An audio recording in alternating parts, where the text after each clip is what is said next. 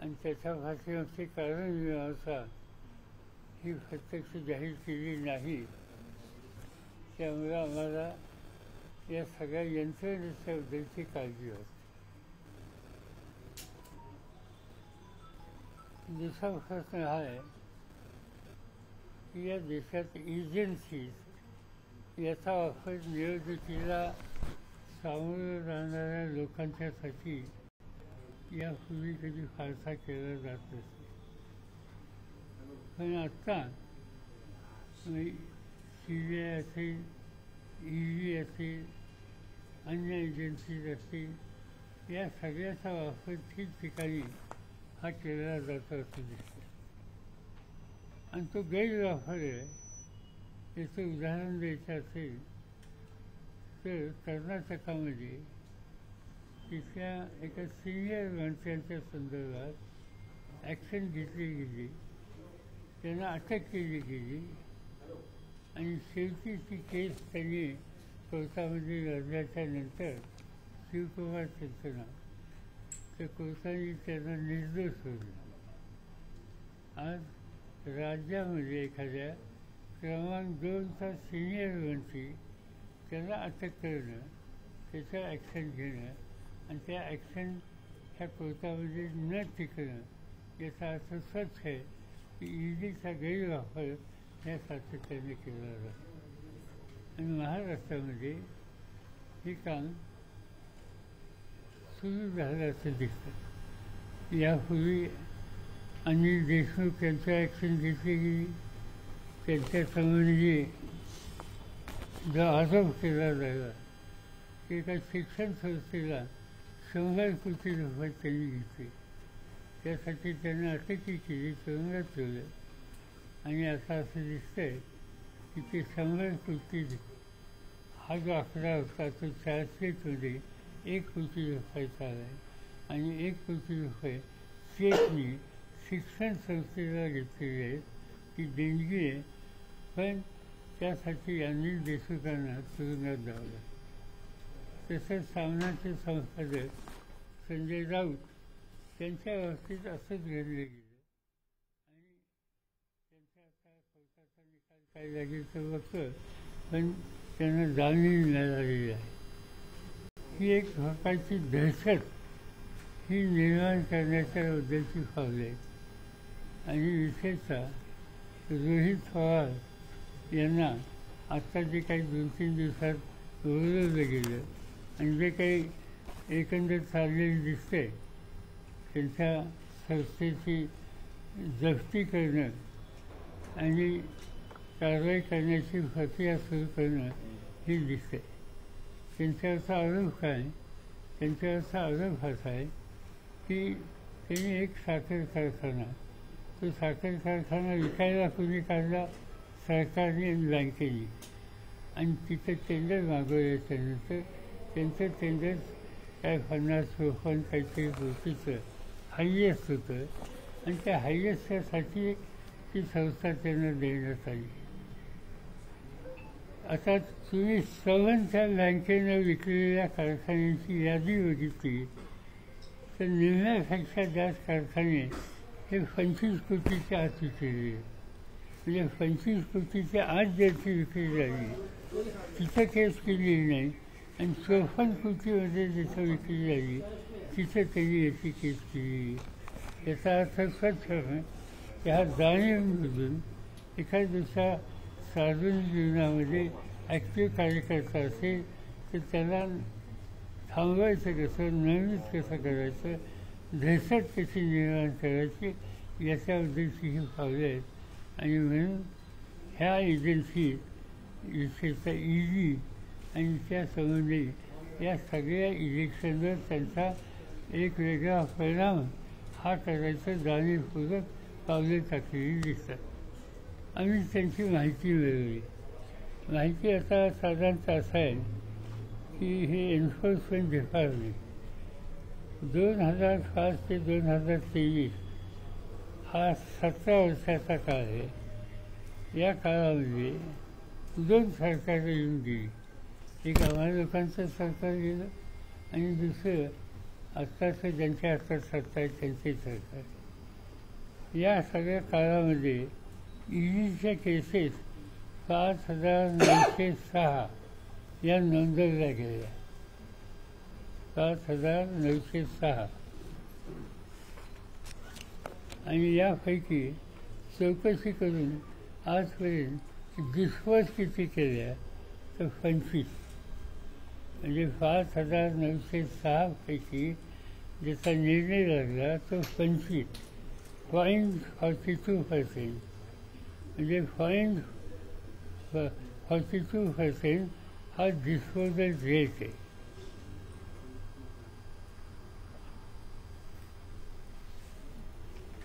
आणि याचा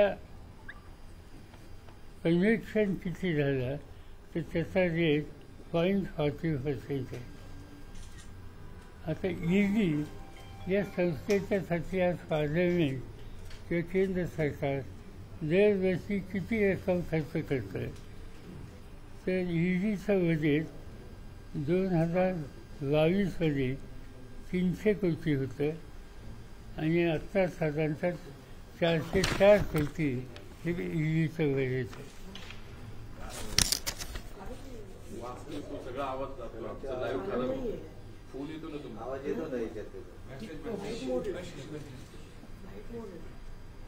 ऐकू येत नाही.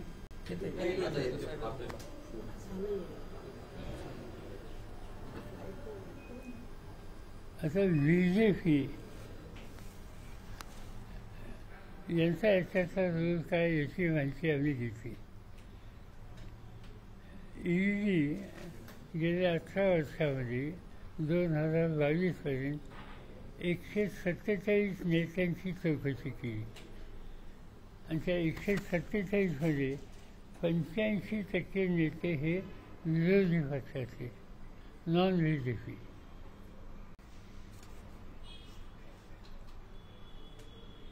त्यामध्ये 115 विरोधी पक्षाचे म्हणजे 95% ज्यांची चौकशी झाली हे अपोजिशनचे आहेत, म्हणजे 95%. आता त्याच्यात आम्ही माहिती मिळवली काँग्रेसचे 24 आहेत,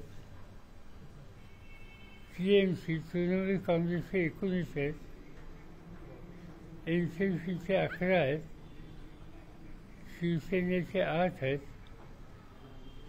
DMK 6, BJP 6, RJD 5, BSP 5, समाजवादी पार्टी 5, TDP 5, आप 3, CPM 2, national conference 2, PDP 2, AIDMK 1, मनसे 1, TRS 1. म्हणजे भाजप सत्तेवर आल्यापासून 8 वर्षामध्ये 121 नेत्यांच्या कारवाई केली. त्याच्यामध्ये एक मुख्यमंत्री, एक माजी मुख्यमंत्री, विरोधी पक्षाच्या सरकारमध्ये 14 मंत्री, 24 खासदार, 21 आमदार, 7 माजी खासदार आणि 11 माजी खासदार. ईडीकडून कारवाई ज्यांच्यावर केली गेली त्यात एकही BJPचे नाही आहे.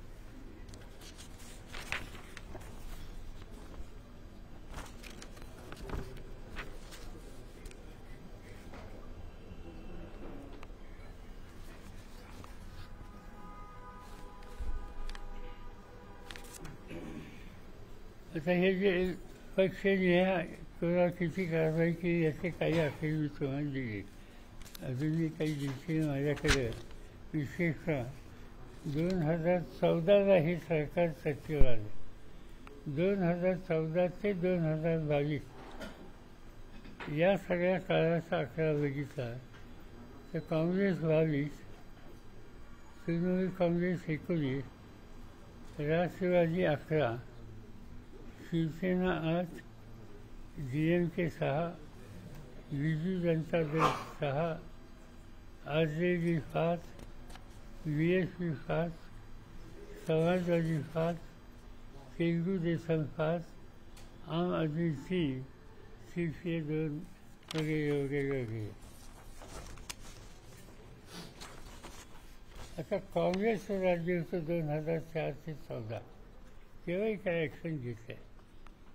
पण 2014 म्हणजे 4 ते 14 या 10 वर्षात 26 लोकांची ॲक्शन घेतली ED. त्या 26मध्ये 5 काँग्रेस आहेत आणि भाजपचे 3 आहेत. यावरून असं दिसतं की काँग्रेस फडणवीस UPAच्या काळात ED राजकीय हेतूनं वागत नव्हती, त्या पद्धतीनं कारवाई करत नव्हती. आज राजकीय सुडापोटी कारवाई केल्या जातात आणि ED हा भाजपचा एक सहकारी पक्ष बनलेला आहे.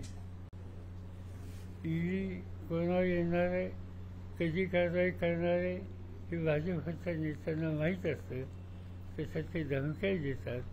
कोणत्या काळात नेत्यावर कारवाई करायची याचे आदेश भाजप कार्यालयातून निघतात का काय अशी शंका यावी असंही बहुतांच्या ठिकाणी आहे. आणि UPA आम्ही लोक सत्तेवर असतो त्या काळात ज्या कारवाई झाल्या आहेत त्याच्यात काँग्रेस 5, तृणमूल काँग्रेस 7, DMK 4, BJP 3, बिजू जनता 1 आणि इतर 1.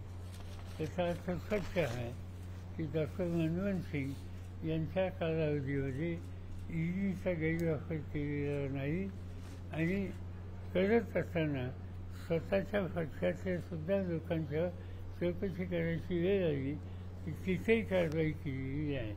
आणि या सगळ्यामध्ये विरोधी पक्ष मुख्य जो आहे BJP त्याचं नाव या ठिकाणी नाही.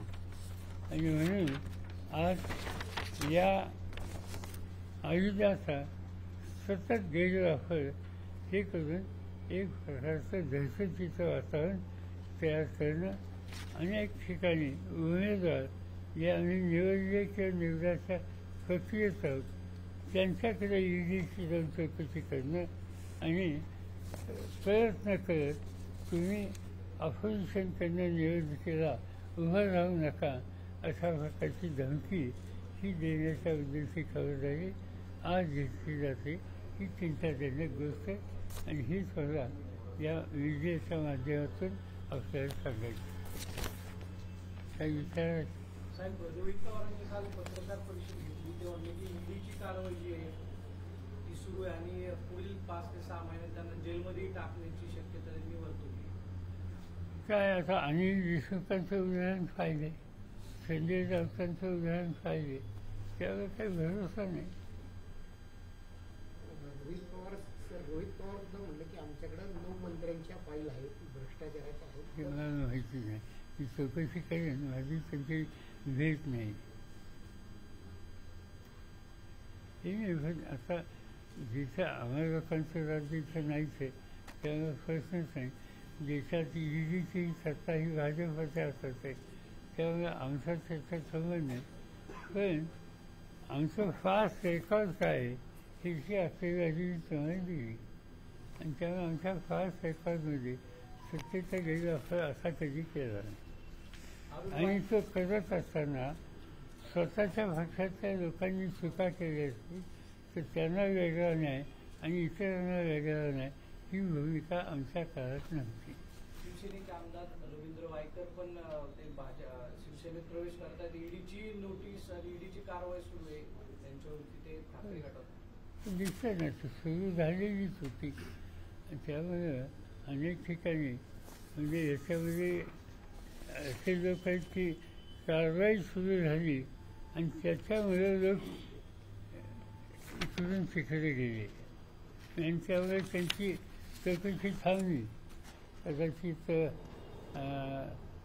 महाराष्ट्रात हसन मुश्रीफ उदाहरण त्यांच्याकडे काहीतरी गैरविवेक झालं होतं. तुम्ही लोकांनी बातम्या छापल्या होत्या. आता काही दिसत नाही, सगळं शांत आहे. सरकारमध्ये आहेत म्हणजे चांगली गोष्ट आहे. तुमचे आमदार असतील खासदार असतील पदाधिकारी असतील यांना वगैरे असं करून पक्षप्रवेशासाठी असं केलं जातं असं तुम्हाला वाटतंय का? नाही, सरळ गोष्ट आहे की त्यांना तुम्ही या निवडणुकीच्या प्रक्रियेपासून किंवा विरोधकांना मदत करण्याची जी प्रक्रिया आहे त्याच्यापासून दूर राहावं असं सूचित केलं जाण्याची लक्षणं आहेत. साहेब, एकच निवडणूक आयुक्त आता आहेत. 2 निवडणूक आयुक्त पद आता रिक्त झालेली आहेत.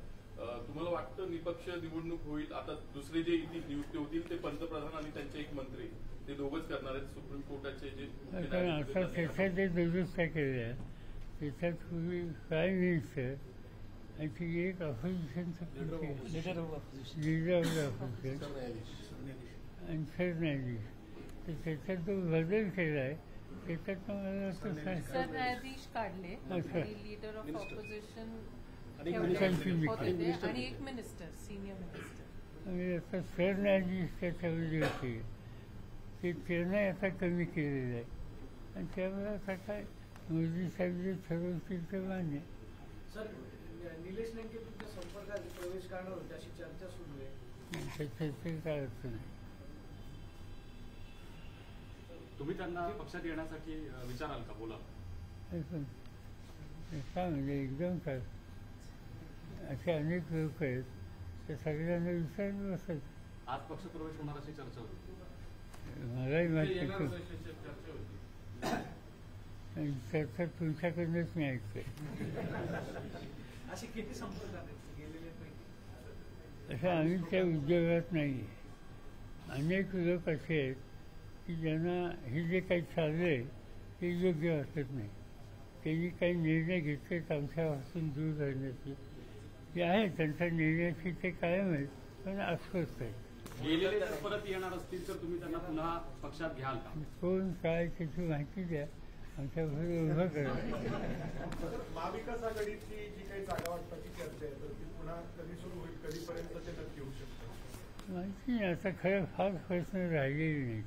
प्रश्न एकच राहिलेला आहे म्हणजे काँग्रेस, राष्ट्रवादी आणि उद्धव ठाकरे आणि काही गावे शेकापत कम्युनिस्ट वगैरे या सगळ्यांच्यामध्ये काही कुठला फारसा अंतर नाही. एकच महत्त्वाचा प्रश्न आहे की ज्याचा अद्याप आमच्यात काही निश्चित दोन्ही बाजूने काही पावले टाकली गेली नाहीत आणि ती म्हणजे बाळासाहेब आंबेडकर यांचा जो पक्ष आहे त्याच्याबद्दलचा. आणि तेवढा एक जर सोडला तर बाकीच्या सगळ्या घटक पक्षांच्यामध्ये एक वाक्यता आहे. राजू शेट्टींच्या बाबतीत काय? कारण तिथं हातकणंगलेमधून उद्धव ठाकरे यांचा उमेदवार उभा राहू शकतो असं त्यांनी सूचित केलेलं आहे. माहिती नाही पण ती जागा आमच्याकडे राजू शेट्टी आमच्याकडे उभा राहायच्या तयारीत आहेत असा प्रस्ताव आमच्याकडे आहे असं मला माहिती आहे. महादेवराव जानकरांचा काय प्रस्ताव आहे? महादेवराव जानकरांच्याबद्दलची चर्चा आमची झालेली आणि उद्या परवा माझी त्यांची भेट होईल आणि आम्ही अंतिम निर्णय घेऊ. माढ्यामधून उमेदवार असू शकतात का महादेवराव? आता त्यांचा प्रस्ताव काय तो बघतो ना. त्यांना बरोबर घेऊन जावं अशी आमची इच्छा आहे. कोल्हापुरातून शाहू महाराजांची उमेदवारी असणार आहे. कोल्हापुरातून शाहू महाराजांचं नाव शाहू महाराजांनी उभं राहावं असा आग्रह मी स्वतः त्यांना केला. शिवसेनेच्या वतीनं म्हणजे संजय राऊत यांनी केला आणि ती चर्चा चालू आहे. आणि ते उभे राहिले तर मला आनंद होईल. सर, महाराष्ट्रामध्ये महाविकास आघाडीच्या चर्चेच्या बद्दल बैठका आणि हे चालू आहे, तसं देश पातळीवर इंडिया आघाडीचं नेमकं काय ठरतंय किंवा कारण भाजपा तिथे देश पातळीवर अग्रेसिव्हली 400 पार असा नारा सतत देत असताना कुठल्या एकत्र येऊन बैठक कधी निर्णय कधी 400 फार थोडं चुकलं. 588 पार्लमेंटच्या जागा आहेत. त्या 400 फारच का म्हणतात? त्यांनी 588 सांगायला पाहिजे. या पार्श्वभूमीवर इंडिया आघाडीचं समीकरण आणि त्यांची जागा वाटपाची कॉन्क्रीट असा निर्णय असं कधी काय बैठक? असं आहे की त्याची त्या त्या राज्याच्या लोकांनी बसून ते ठरवावं असा निर्णय आमचा आहे. त्या निर्णयाप्रमाणे उदाहरणार्थ आप आणि काँग्रेस यांच्यात एक वाक्याचं दिल्ली जाईल समाजवादी पार्टी आणि काँग्रेस यांच्यात एक वाक्यता झाली उत्तर प्रदेशमध्ये, तर काही राज्यात ते झालेले आहे. आता महाराष्ट्राचाच विचार, आंबेडकर हे अद्याप याच्यात आमच्या संघटनेत देश पातळीवर नाही आहेत. त्यांनी यावं, त्यांना घ्यावं असा आमचा आग्रह आहे. पण जे आहेत त्यांच्यात जवळपास एक वाक्यता आहे. प्रश्न फक्त वेस्ट बेंगालमध्ये आलेला आहे आणि त्या संबंधीचा निर्णय त्यांनी सगळ्या जागा लढवायचा केलेला आहे. व्यक्तीच्या माझी त्यांच्याशी चर्चा नाही, मी जाणून घेईल ते आज उद्या. तर आंबेडकरांचं नेमकं काय आहे? प्रकाश आंबेडकर तुमच्यासोबत येत आहे नाही येत आहे ते नुसतं नाही, चर्चा चालू आहे. तर त्यांनी काही सजेशन केल्या, त्याच्यात आमच्या काही लोकांनी इथपर्यंत जाणं शक्य आहे असं सांगितलं. त्याच्यावर त्यांचं एक पत्र मला आले आणि त्या पत्रामध्ये त्यांनी आणखीन काही मतं व्यक्त केलेली आहेत की आता आमच्या सगळ्यांच्या चर्चा करून त्यांना कळू. मागच्यासारखंच पुन्हा होतं. म्हणजे काय? गेल्या वेळेस पण अशी जागा मागितली 12-12 फॉर्मॅलिटी झालं, काही झालंच नाही. असं नाही, त्यांनी सगळ्या जागा मागितल्या नाहीत. त्यांनी असं ध्वनित केलं की हे मतदारसंघ महाराष्ट्राचे, इथं आमचा प्रभाव आहे किंवा काम आहे. पण प्रकाश आंबेडकरांची एकंदरीत भूमिका अप्रत्यक्षरित्या भाजपच्या पत्त्यावरती पडते असा एक जो आरोप होतो की खरंच त्यांना महाविकास आघाडीमध्ये यायचं आहे की भाजपलाच. असं मी काय आरोप आज करणार नाही. आरोप करण्याची स्थिती नाही. आम्ही त्यांच्याशी बोलतोय, ते आमच्याशी बोलत आहेत आणि त्यामुळे हेतूबद्दल शंका घेणं हे मला योग्य वाटत नाही. त्यांचे प्रस्ताव हे तडजोड करण्या इतपत आहेत का? नाही, दुसरीकडे ते काँग्रेसवरती टीका करतात. त्यांनी प्रस्ताव असा दिलेला, त्यांनी 1, 2, 3, 4 असं 15-16 जागा आणि त्याच्यात त्यांच्या प्रतिनिधींनी हा खुलासा केलेला आहे की याचा अर्थ या सगळ्या जागा आम्ही मागितल्यात असं नव्हे, आमचा त्या ठिकाणी प्रभाव आहे किंवा काम आहे. साहेब, तुम्ही ईडीचं सगळं आज सांगितलं खरं, पण याचा राजकीय परिणाम किंवा लोकसभा निवडणुकीच्या पार्श्वभूमीवर काय चित्र निर्माण होऊ शकतं? आता इलेक्शनच्या तोंडावरच एक प्रकारचं दहशत ही निर्माण करण्याची पावलं आहे, दुसरं काय. साहेब, 400 पार भाजप म्हणताय. भाजपचे खासदार आहेत कर्नाटकचे आनंद कुमार हेगडे. त्यांनी म्हटलं की 400 पार यासाठी हवंय की त्यामुळे राज्यघटनेत बदल त्यांना करा. घटना बदलायची, ते आजच नाही, ते आधी बोलले होते आणि त्यांनी भाजपच्या नेतृत्वाच्या मनात नक्की काय हे त्या निमित्ताने त्यांनी स्पष्ट केलं आणि ही देशाच्या दृष्टीने चिंताजनक आहे. कारण ते सरळ असं म्हणतात की संविधानात आम्हाला बदल करायचा आहे आणि त्यासाठी हा नंबर पाहिजे, त्यासाठी मोदींना एवढी शक्ती द्या आणि त्यामुळे संविधानात बदल करायची भूमिका सत्ताधारी पक्षाचा खासदार आणि उद्याचा उमेदवार हा जाहीरपणाने सांगतो की गोष्ट दुर्लक्ष करण्यासारखी नाही, ही चिंताजनक गोष्ट. सर, राज ठाकरे म्हणाले की पवार दोन्ही गट एकच आहेत असं त्यांनी परवाच म्हणलेलं आहे आणि त्याच पार्श्वभूमीवर पुन्हा आपण आणि सुप्रियाताई सागर बंगल्यावर जाऊन डिनर झालं असं पण बातम्या काही आल्या. ही बातमी मूर्खपणाची बातमी आहे. सागर बंगल्यावर जेवायला जाण्याची गरज आहे, ते आवश्यक आहे. म्हणजे काही बातम्या तुम्ही लोक कशा देता त्याचंही उत्तम उदाहरण आहे.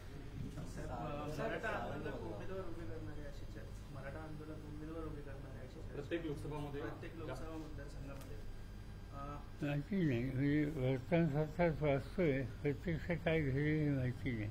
चर्चा वगैरे नाही, चर्चा अजिबात नाही. पण समजा प्रत्येक मतदारसंघात जास्त उमेदवार उभे केले आणि त्यांचं भांडण कोणाची आहे, त्यांचा संघर्ष किंवा त्यांच्या विरुद्ध चुकाची भूमिका अपोजिशनने घेतली नाही, की भाजपने घेतली आणि अधिक उमेदवार जास्तीत जास्त उभा करणं आणि मतांचा म्हणजे डिस्ट्रीब्युशन वाढवणं, याचा अर्थ कळत न कळत भाजपला मदत होईल. मला असं वाटतं की तसं करणार नाही. उपमुख्यमंत्री देवेंद्र फडणवीस म्हणतात की मावळ गोळीबार झाला त्यावेळेस काँग्रेसची सत्ता होती आणि त्याला वर्ष किती झाली? ते आता सांगतात की असं आस्था काय त्याच्यानंतर त्यांची सत्ता येऊन गेली, त्यांची स्वतःची 5 वर्ष, त्याच्यानंतर त्यांची सत्ता आता 2.5 वर्षात आहे. तर त्यावेळेचं काय करण्याचं काय? आणि त्या काळात त्यांच्या काळात हे गोळीबार कुठं देशात झाले त्याची यादी मी कुठेही काढून येऊ शकतो. भाजप 400 पार म्हणतं, इंडिया आघाडीचं काय असं टार्गेट ठरलंय का जागे? नाही.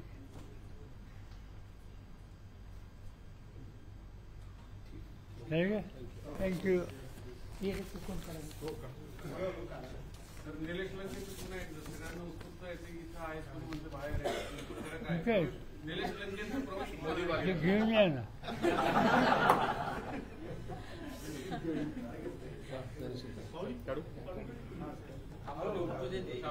बोलायचं त्यांना बोलायचं ह्याच्यापेक्षा तर नाही. ठीक आहे.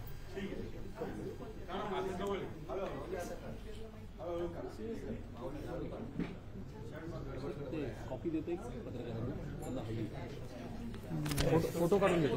फोटो काढते. एकच माझ्याकडे फोटो काढून घे, फक्त कॉपी काढून.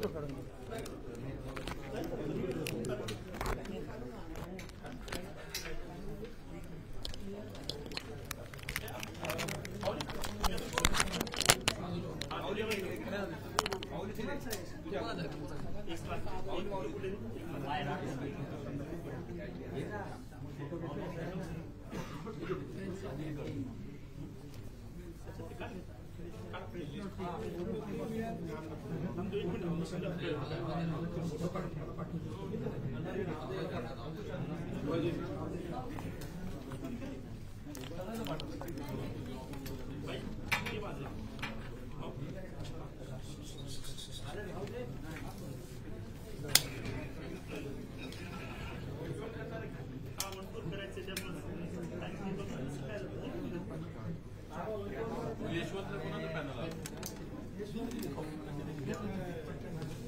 3 जागा विरोधी आहेत. 3 जागा